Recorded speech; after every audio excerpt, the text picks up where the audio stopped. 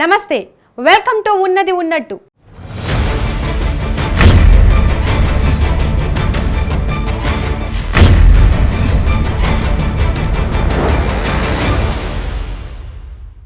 America అధ్యక్షుడు Donald Trump ఉక్రెయిన్ను నడి రోడ్డున వదిలేయడానికి సిద్ధమయ్యారు. రష్యాతో చెలిమికి ఆయన తహతహలాడుతున్నాడు. రష్యాను బలహీనపరచడానికే అమెరికా, నాటో దేశాలు ఇంతవరకు ఉక్రెయిన్ను పావుగా వాడుకున్నాయి. వారు ఆడమన్నట్లు ఆడిన ఉక్రెయిన్ ఇప్పుడు భారీ మూల్యం చెల్లించుకుంటోంది. మొన్న వైట్ హౌస్ ఓవెల్ ఆఫీస్లో గొడవ తర్వాత ఉక్రెయిన్కు సాయం నిలిపివేశారు ట్రంప్. ఇప్పటి వరకు ఉక్రెయిన్కు పంపుతున్న ఆయుధాలను ఆపేస్తున్నట్లు వైట్ హౌస్ ప్రకటించింది. ఒకరు అగ్రరాజ్యానికి అధినేత, ఇంకొకరు యుద్ధాన్ని ఎదుర్కొంటున్న దేశానికి అధ్యక్షుడు. వాళ్ళిద్దరి మధ్య వాగ్వాదం ప్రపంచమే నివ్వెరపోయేలా చేసింది. అధికారిక సమావేశంలో మీడియా ముందే వాగ్వాదానికి దిగారు అమెరికా అధ్యక్షుడు డొనాల్డ్ ట్రంప్, ఉక్రెయిన్ అధ్యక్షుడు జెలెన్స్కీ. దీంతో వైట్ హౌస్లో అనూహ్య పరిణామం చోటు చేసుకుంది. డొనాల్డ్ ట్రంప్, జెలెన్స్కీ ఇరువురు నేతలు కూడా తగ్గేదే లేదంటూ మీడియా ఎదుటే ఒకరిపై ఒకరు విమర్శలు సంధించుకున్నారు. శాంతియుత దౌత్య చర్చలకు వేదికగా నిలిచే ఓవల్ కార్యాలయంలో చోటు చేసుకున్న ఈ పరిణామాలు ప్రపంచవ్యాప్తంగా కలకలం రేపాయి.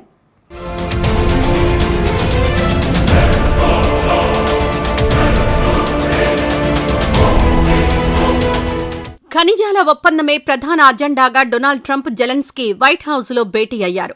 చర్చల అనంతరం అధ్యక్ష కార్యాలయం ఓవల్ ఆఫీస్కు చేరుకున్న ఇరువురు నేతలు మీడియా సమావేశంలో పాల్గొన్నారు. ఈ క్రమంలో ఇద్దరి మధ్య మాటల యుద్ధం జరిగింది. జెలెన్స్కీ ఒప్పందం కుదుర్చుకో, లేదంటే తాము బయటకు వెళ్లిపోతామంటూ ట్రంప్ స్పష్టం చేశారు. ప్రస్తుతం ఉక్రెయిన్ అతిపెద్ద సమస్యల వలయంలో చిక్కుకుందన్న ట్రంప్ దాన్నుంచి గట్టెక్కడం అసాధ్యమని హెచ్చరించారు. దానికి జెలెన్స్కీ కూడా అంతే స్థాయిలో బదులిచ్చారు. దీంతో ఇరువురు నేతల మధ్య వాగ్వాదం మొదలైంది. Your country is in big trouble. Can I Wait a answer? minute. No. You've done a lot of talking. Your country is in big trouble. I know. You're not winning. I know. You're not winning this. You have a damn good chance of coming out okay because of us. Mr. President, we are staying in our country, staying strong from the very beginning of the war. We've been alone, and we are thankful. I said thanks you haven't in been this alone. cabinet, you and haven't not only alone. in this cabinet. We gave you, through this stupid president, $350 billion. You voted we gave for you your military president. equipment, You and your voted men for are your brave, president. but they had to use our military. What about if you didn't have you our military me, equipment, you invited if me you to didn't speak. have our military equipment, this war would have been over in 2 weeks. America అధ్యక్షుడు Donald Trump, Ukraine అధ్యక్షుడు Zelensky మధ్య శ్వేత సౌధం సాక్షిగా జరిగిన తగాదా యావత్ ప్రపంచాన్ని ఆశ్చర్యానికి గురిచేస్తుంది. 1971 అక్టోబర్లో అప్పటి పాక్ సైనిక ప్రభుత్వం తూర్పు పాకిస్తాన్లో జరుపుతున్న నరమేధంపై నాటి అమెరికా అధ్యక్షుడు నిక్సన్, భారత ప్రధాని ఇందిరాగాంధీకి మధ్య తీవ్రస్థాయిలో జరిగిన చర్చను ఇది గుర్తు చేసింది. ఎవరు దురాక్రమణకు దిగారు, ఎవరు బాధితులనేది అప్పటి అమెరికా అధ్యక్షుడైన నిక్సన్ పట్టించుకోలేదు. ఇప్పటి అధ్యక్షుడు ట్రంప్ కూడా పట్టించుకోవడం లేదు. స్పష్టంగా చెప్పాలంటే అమెరికాకు ఆర్థిక ప్రయోజనాలే ముఖ్యం. అమెరికా, ఉక్రెయిన్ మధ్య ఉన్న సంబంధాలు అలాంటివే. ట్రంప్ వృత్తిపరమైన రాజకీయవేత్త కాదు, ఆయన ఓ బిజినెస్ మ్యాన్. ఏదైనా పని తలపెట్టాలంటే దానివల్ల కలిగే లబ్ధి ఏమిటనేది చూడడం ట్రంప్ లక్షణం. ఇక్కడ శాంతి పేరిట ఒక ఒప్పందం లాంటిది ట్రంప్ సిద్ధం చేసుకున్నట్టు కనిపిస్తోంది. అది పూర్తిగా రష్యాకు అనుకూలంగా, ఉక్రెయిన్కు, తద్వారా నాటో దేశాలకు భద్రతాపరంగా వ్యతిరేకంగా ఉందని అర్థమవుతోంది. కానీ ట్రంప్ అవేవీ పట్టించుకోవడం లేదు. అమెరికా అందించిన సాయం పూర్తిగా పనికిరాకుండా పోయినట్లు ట్రంప్ వాపోతున్నారు. ఉక్రెయిన్కు అమెరికా భారీ సాయమే అందించింది. అందుకు సరైన కృతజ్ఞత ఉక్రెయిన్ నుంచి రావడం లేదనేది ట్రంప్ ప్రధాన ఆరోపణ. ఆ కృతజ్ఞతా భావం ఏ రూపంలో రావాలని ట్రంప్ ఆశిస్తున్నారనేది ఆలోచిస్తే అసలు సంగతి అర్థమవుతుంది.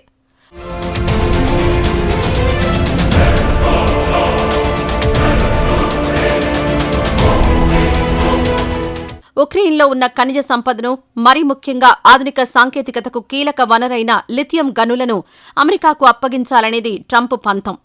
అంటే అమెరికా చేసిన సాయానికి ప్రతిఫలంగా ఉక్రెయిన్ తన సహజ సంపదలను తమకు దారాదత్తం చేయాలనడం ఒక రియల్ ఎస్టేట్ సెటిల్మెంట్ ధోరణిని తలపిస్తోంది. మరి ఇంత బహిరంగంగా మీడియా సమక్షంలో జరిగిన చర్చలో ట్రంప్, ఉపాధ్యక్షుడు జేడీ వాన్స్ ఈ డిమాండ్లను ముందుకు తేవడం కొంచెం విచిత్రంగానే అనిపిస్తున్నప్పటికీ అమెరికా ప్రయోజనాల దృష్ట్యా ట్రంప్ అదే ఆలోచిస్తున్నారు. మీడియా సమావేశంలో జరిగిన వాగ్వాదంలో ట్రంప్ డిమాండ్లను జెలెన్స్కీ నిరాకరించడం సబబే అని విశ్లేషకులంటున్నారు. ఎందుకంటే ట్రంప్ ఈ స్థాయిలో దాదాగిరీ చేస్తున్నప్పుడు దానికి తాను బహిరంగంగా తలొగ్గినట్టు కనిపించడం ఏ అధ్యక్షుడికి ఇష్టం ఉండదు. అలాంటి చర్య ఉక్రెయిన్లో జెలెన్స్కీ పరపతిని పూర్తిగా ధ్వంసం చేస్తుందన్న సంగతి అందరికీ తెలుసు. ఈ మాటల తర్వాత ఉక్రెయిన్ అధ్యక్షుణ్ణి, ఆయన వెంట వచ్చిన ప్రతినిధి బృందాన్ని అవమానకరమైన రీతిలో బయటకు పంపించి వేశారనే వార్త మరింత విస్మయం కలిగిస్తోంది.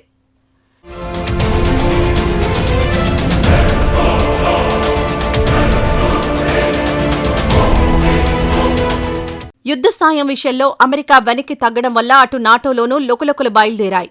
ట్రంప్ మొదట్నుంచి నాటోకు వ్యతిరేకమే. నాటో లాంటి గుదిబండలు అమెరికాకు అవసరం లేదన్నది ట్రంప్ ఆలోచన. ట్రంప్ ధోరణి పట్ల మొదట్లో కొంత వ్యతిరేకత వ్యక్తమైనప్పటికీ ఉక్రెయిన్ విషయంలో ముందుకు వెళ్లాలా వద్దా అన్నదానిపై నాటో దేశాల్లోనూ తర్జన భర్జనలు జరుగుతున్నాయి. ఈ నేపథ్యంలో అమెరికా చేసిన సాయానికి కృతజ్ఞతగా ఉంటామని జెలెన్స్కీ చేసిన తాజా ప్రకటనను నిస్సహాయ స్థితిలో వ్యక్తమైన అనివార్యతగా భావించాలి. వైట్ హౌస్లో ఒప్పుకోనప్పటికీ మరో రకంగా అమెరికా ముందు ఉక్రెయిన్ మోకరిల్లక తప్పని పరిస్థితి ఏర్పడిందా అన్నది నిజానికి దగ్గరగా ఉన్న అనుమానం. అయితే అమెరికా ఇలా బాహాటంగా తనకు ఆర్థిక ప్రయోజనాలే ముఖ్యమని తెగింపు చూపడం ప్రపంచ దేశాలను సమస్యల నుంచి బయటపడేయడం మాటేమో గాని మరింతగా సంక్షోభంలోకి కూరుకుపోయేలా చేసే అవకాశం ఉంది.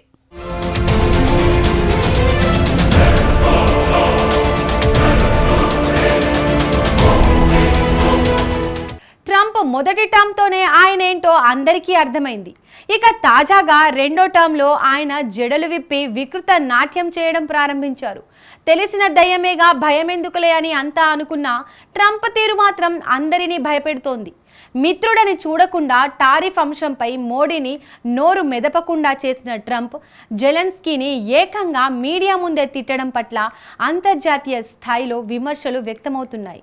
ట్రంప్ తీరుపై అమెరికా పర్యటన అంటేనే దేశాధినేతలు జంకుతిన్నారు.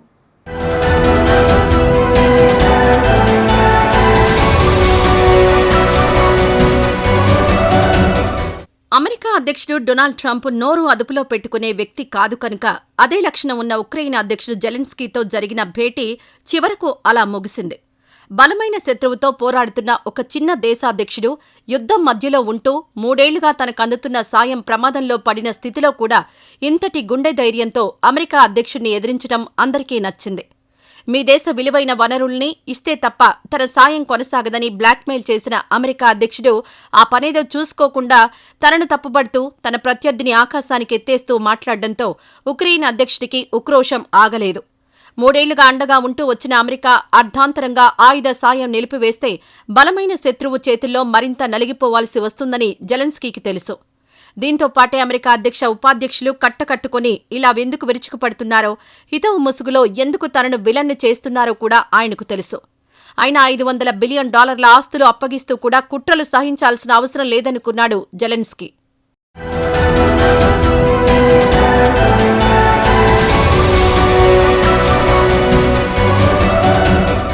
సాధారణంగా దేశాధిపతుల మధ్య సమావేశాలు ఆంతరంగికంగా జరుగుతాయి.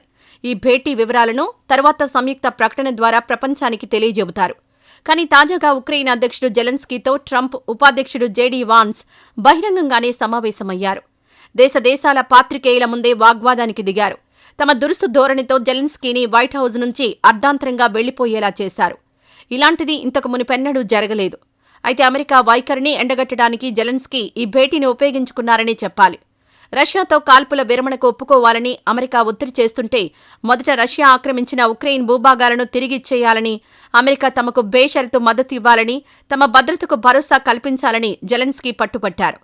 ట్రంప్ ఎదుటి వాళ్లపై ఎలా దాష్టికం చేస్తారో, బలహీనులను ఎలా అవమానిస్తారో వైట్ హౌస్లో జరిగిన ఈ భేటీ బయటపెట్టింది. And your men are brave, but they had to use our military. Yes. What about if you didn't have our military equipment, if you didn't have our military equipment, this war would have been over in 2 weeks. In 3 days, I heard it from Putin. In 3 days, this is something Maybe new. less. In 2 weeks, of course, yes. It's going to be a very hard thing to do business like this. I tell you. Just say thank you. I said a lot of times to American people. Accept that there are disagreements, and let's go litigate those disagreements rather than trying to fight it out in the American media when you're wrong. We know that you're wrong. But you see, I think it's good for the American people to see what's going on. I understand, sir. I think it's very important. That's why I kept this going so long. You have to be thankful. You don't have the cards. Thankful. You're buried there. You're People are I dying. can tell you You're again, running I low on know. soldiers. Don't- Listen. don't- భేటీ మొదట్లో ఉక్రెయిన్కు ఆయుధాల సరఫరా కొనసాగిస్తామని, అయితే ఆయుధాల సరఫరా కన్నా యుద్ధాన్ని ముగింపు చేయడానికి ఇతర అంశాలపై దృష్టి కేంద్రీకరించడానికే ప్రయత్నిస్తున్నామని ట్రంప్ వెల్లడించిన భేటీ బెడిసి కొట్టిన తరువాత ఆ ఆలోచనలు మారుతున్నట్టు కనిపిస్తోంది. ఉక్రెయిన్ అస్తిత్వానికి భంగం కలిగించే అమెరికా ఆంక్షలకు ఉక్రెయిన్ అధ్యక్షుడు జెలెన్స్కీ ఎక్కడా రాజీ పడలేదు. ఓవెల్ ఆఫీసులో అమెరికా అధ్యక్షుడు, మరో దేశాధ్యక్షుడి మధ్య జరిగిన అతిపెద్ద వాగ్వాదం ఇదే కావడం విశేషం. ఈ చర్చల తీరు పరిశీలిస్తే ఉక్రెయిన్, రష్యాల మధ్య వైరాన్ని మాపడానికి మధ్యవర్తిత్వం వహించే అగ్రరాజ్యం ఏకపక్షంగా రష్యాకే వత్తాసు పలుకుతూ ఉక్రెయిన్ను బెదిరించడం, హెచ్చరించడం కనిపించింది. అయితే ట్రంప్ హెచ్చరికలకు ఏమాత్రం బెదరకుండా జెలెన్స్కీ గట్టిగానే సమాధానమిచ్చారు. రష్యా అధ్యక్షుడు పుతిన్ ఓ హంతకుడని, ఆయనతో రాజీ పడే ప్రసక్తే లేదని జెలెన్స్కీ నిర్భయంగా చెప్పారు.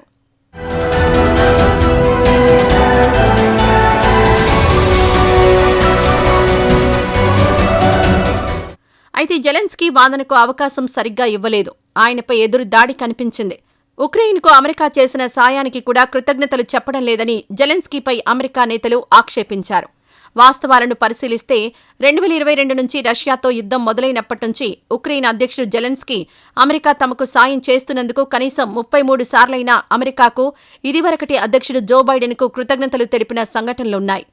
అవన్నీ పరిగణలోకి తీసుకోకుండా ట్రంప్ ప్రభుత్వం ఏదో ఒక సాకు చూపించి జెలెన్స్కీని అవమానించటమే అన్నట్టు ఈ భేటీ సాగింది. భేటీ నుంచి మధ్యలోనే జెలెన్స్కీ బయటకు వెళ్లిపోయారు. అర్ధాంతరంగా భేటీ ముగిశాక జెలెన్స్కీ ఓ వార్తా సంస్థకిచ్చిన ఇంటర్వ్యూలో ట్రంప్నకు క్షమాపణ చెప్పాల్సిన అవసరం లేదని వ్యాఖ్యానించారు. ట్రంప్, పుతిన్ మధ్య సంబంధంపైన జెలెన్స్కీ స్పందిస్తూ ట్రంప్ తటస్థంగా ఉండాలని, తమ వైపే ఉండాలని తాను కోరుకుంటున్నట్టు చెప్పారు. అమెరికా సాయం లేనిదే రష్యా సైన్యాలను ఢీకొనడం సాధ్యం కాదన్న అభిప్రాయంతో ఉన్నారు. కానీ ట్రంప్ మాత్రం జెలెన్స్కీపై వ్యతిరేక భావంతోనే ఉన్నారు. శాంతి చర్చలకు జెలెన్స్కీ తిరిగి వచ్చినప్పటికీ అందుకు తాను సిద్ధంగా లేనని, పైగా జెలెన్స్కీ శాంతిని కోరుకోకుండా మరేదో ఆశిస్తున్నారని ట్రంప్ తెలిపారు. ఈ భేటీ అర్ధాంతరంగా ముగిసిపోవడాన్ని రష్యా ఎద్దేవా చేసింది. అమెరికా పట్ల అమర్యాదగా ఉన్న ఉక్రెయిన్కు ఈ పరిణామం గట్టి దెబ్బ అని, జెలెన్స్కీకి ఇలా జరగాల్సిందే అని దుయ్యబట్టింది.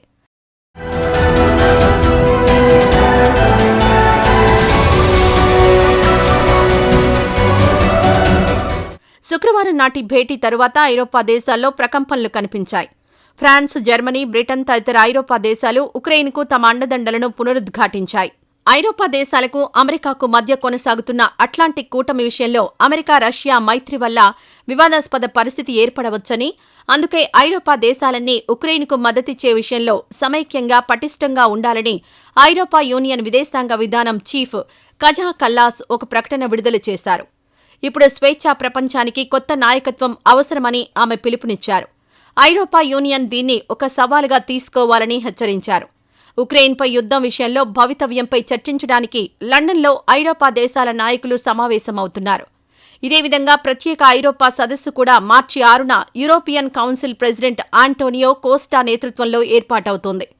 ఉక్రెయిన్ అధ్యక్షుడు జెలెన్స్కీకి భరోసా ఇస్తూ యూరోపియన్ నేతలు సందేశాలు పంపిస్తున్నారు.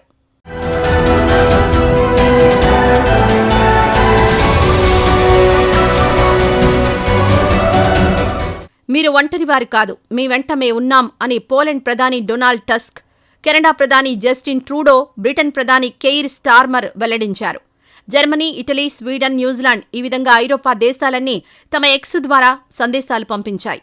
దీనికి జెలెన్స్కీ స్పందిస్తూ అందరికీ కృతజ్ఞతలు తెలియజేశారు. ఇదిలా ఉండగా బైడెన్ ప్రభుత్వ కాలంలో ఉక్రెయిన్కు బిలియన్ల డాలర్ల కొద్దీ ఆర్థిక సాయం అందించడానికి, అలాగే నౌకల ద్వారా ఆయుధాలను సరఫరా చేయడానికి తీసుకున్న నిర్ణయాలు ఇప్పుడు రద్దయ్యే పరిస్థితి ఏర్పడుతుందని విశ్లేషకులు అభిప్రాయపడుతున్నారు. అందుకు తగ్గట్లుగానే పరిణామాలు మారుతున్నాయి. ఉక్రెయిన్కు ఆయుధాలు నిలిపివేస్తున్నట్లు వైట్ హౌస్ వెల్లడించడం చర్చనీయాంశమైంది.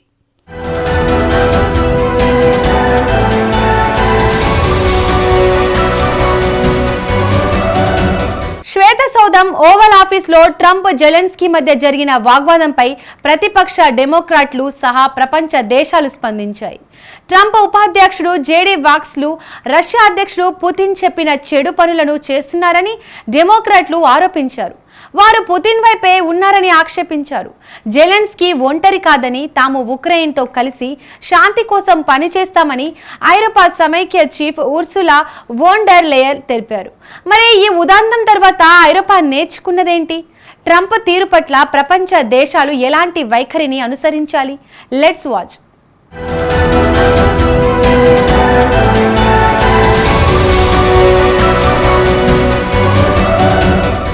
రష్యాతో మైత్రిని ట్రంప్ కోరుకుంటున్న ఐరోపా మిత్రులను అందుకు ఒప్పించడం తేలికేమీ కాదు. ట్రంప్ తమకు చెప్పా పెట్టకుండా పుతిన్తో ఫోన్లో సంభాషించడం, తర్వాత జెలెన్స్కీని అమర్యాదకరంగా వైట్ హౌస్ నుంచి సాగనంపడం ఐరోపా దేశాలను షాక్కి గురిచేసింది. ఉక్రెయిన్ రష్యా సరిహద్దుకు ఐరోపా సమైక్య వేల మంది సైనికులను పంపడానికి సిద్ధంగా ఉందని ఫ్రాన్స్, బ్రిటన్లు ట్రంప్నకు నచ్చచెప్పాలని చూశాయి. దీన్ని కవ్వింపు చర్యగా భావిస్తామని రష్యా స్పష్టం చేసింది. ఉక్రెయిన్కు అమెరికా సేనలను పంపేది లేదని అమెరికా రక్షణ మంత్రి పీటర్ హెగ్సెత్ గత నెలలో నాటోకు స్పష్టం చేశారు. ఉక్రెయిన్లో రష్యా ఆక్రమించిన భాగాలు తిరిగి వస్తాయని ఆశించవద్దని తెగేసి చెప్పారు. నాటోలో ఉక్రెయిన్కు సభ్యత్వం ఇవ్వకూడదన్నారు.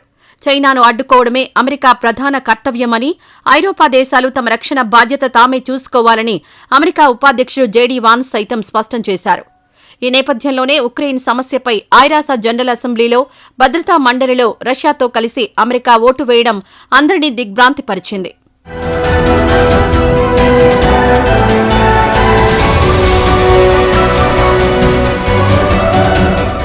అట్లాంటిక్ ప్రాంతంలో విభేదాలకు ఈ నెల ప్రారంభంలోనే బీజం పడింది.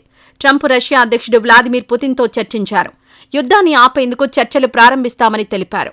ఈ పరిణామంపై యూరోపియన్ యూనియన్ దేశాలు ఆగ్రహం వ్యక్తం చేశాయి. యూరోపియన్ నేతలను పట్టించుకోకుండా ట్రంప్ ఏకపక్షంగా వ్యవహరిస్తారేమోనని అవి భావించాయి. అమెరికా రక్షణ మంత్రి హేగ్ సేథ్, ఉపాధ్యక్షుడు జేడీ వాన్స్ బ్రజిల్స్, మ్యూనిచ్లో పర్యటన జరిపిన తర్వాత ఫ్రాన్స్ అధ్యక్షుడు మాక్రాన్ అత్యవసర సమావేశాన్ని ఏర్పాటు చేశారు. ఏదేమైనా రష్యా ఉక్రెయిన్ యుద్ధంపై పశ్చిమ దేశాల మధ్య నెలకొన్న విభేదాలు ఐక్యరాజ్యసమితి సర్వసభ్య సమావేశంలోనూ భద్రతా మండలిలోనూ బయటపడ్డాయి. మండలిలో శాశ్వత సభ్య దేశాలైన అమెరికా, రష్యాలు యూరోపియన్ యూనియన్ మద్దతిచ్చిన తీర్మానాన్ని వ్యతిరేకించాయి. సర్వసభ్య సమావేశంలో చైనా ఓటింగ్కు దూరంగా ఉండగా బ్రిటన్, ఫ్రాన్స్ ఆ తీర్మానానికి మద్దతిచ్చాయి. హంగరీ మినహా మిగిలిన EU దేశాలన్నీ 2 తీర్మానాలకు అనుకూలంగా ఓటేశాయి. నాటో సభ్య దేశాల విషయానికొస్తే అమెరికా, హంగరీ మాత్రమే EU కూటమితో విభేదించాయి. G77లోని దేశాల మధ్య కూడా ఏకాభిప్రాయం కనిపించలేదు. దక్షిణాసియా దేశాల్లో మిశ్రమ స్పందన కనిపించింది. భారత్, పాకిస్తాన్, శ్రీలంక దేశాలు 2 తీర్మానాల ఓటింగ్కు దూరంగానే ఉన్నాయి. నేపాల్, మాల్దీవులు, భూటాన్ దేశాలు EU తీర్మానానికి అనుకూలంగా ఓటేయగా దానికి బంగ్లాదేశ్ దూరంగా ఉండిపోయింది. కానీ ఆ తర్వాత అమెరికా తీర్మానానికి చేసిన సవరణలకు మద్దతు ఇచ్చింది.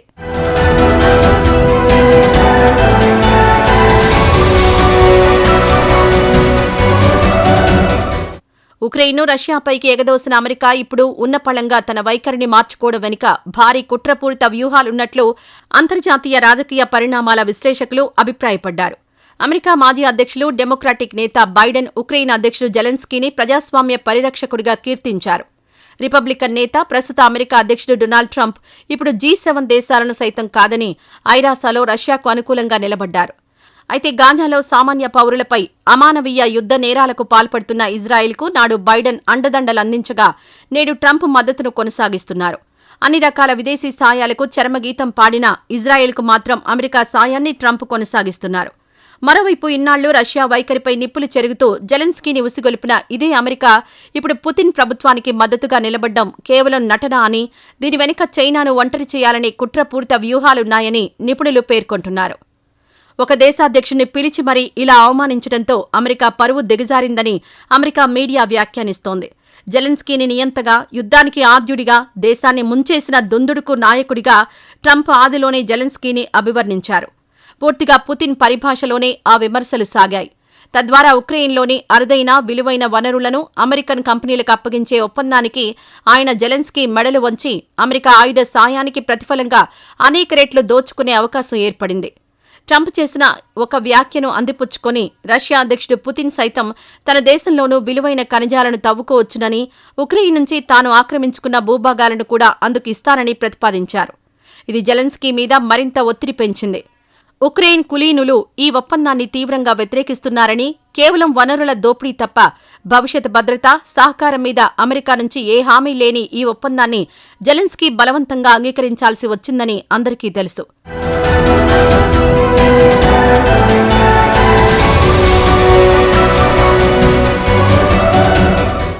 నాటో సభ్యత్వానికి తావే లేదనడం, భద్రత ఊసెత్తకపోవడంతో పాటు మాటకు కట్టుబడని తన ప్రత్యర్థిని వెనకేసుకురావడంతో పాటు ఉక్రెయిన్ దేశం సర్వనాశనమైందని, ఉక్రెయిన్ సైన్యం పారిపోతుందని, తనను ఉక్రెయిన్ను అవమానించడం ఆయన సహించలేకపోయారు. మీడియా ముందు ట్రంప్ తీరును, జెలెన్స్కీ ఎండగట్టిన తీరు ప్రపంచంలో చాలా మందికి నచ్చింది. ఇద్దరు దేశాధ్యక్షుల మధ్య ఈ తరహా ఘర్షణ చోటు చేసుకోవడం, అది ప్రత్యక్షంగా చూడగలగడం, అందున అమెరికా అధ్యక్షుడికి వ్యతిరేకంగా ఓ నాయకుడు ఘాటుగా మాట్లాడడం చాలా మందికి ఆశ్చర్యాన్ని కలిగించింది. తన చర్యలు, చేష్టలతో ప్రపంచాన్ని భయపెడుతున్న ఓ నాయకుడు కెమెరాల సాక్షిగా ఆత్మరక్షణలో పడడం చర్చనీయాంశంగా మారింది. దేశాధ్యక్షులు ఎంతో ఉన్నతంగా, గంభీరంగా, పరస్పర గౌరవంతో మాట్లాడుకుంటారనే భ్రమలను ఈ ఘట్టం పటాపంచలు చేసింది.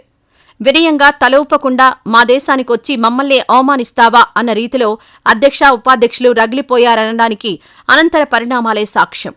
అందరినీ చూడనివ్వండి అంటూనే ఒక అతిపెద్ద ప్రజాస్వామిక దేశాధినేత ఎదుటి వ్యక్తిని నోరు విప్పనివ్వకుండా ఎంత అవమానకరంగా మాట్లాడారో ప్రపంచం చూసింది. మధ్యవర్తిగా ఉంటానని చెప్పిన పెద్ద మనిషి పూర్తిగా ఒకవైపు మొగ్గడం మరోమారు గమనించింది. ఆప్తులను సైతం అర్ధాంతరంగా వదిలేసే అమెరికాతో అంటకాగే వారికి ఈ ఘట్టం మరో గుణపాఠం.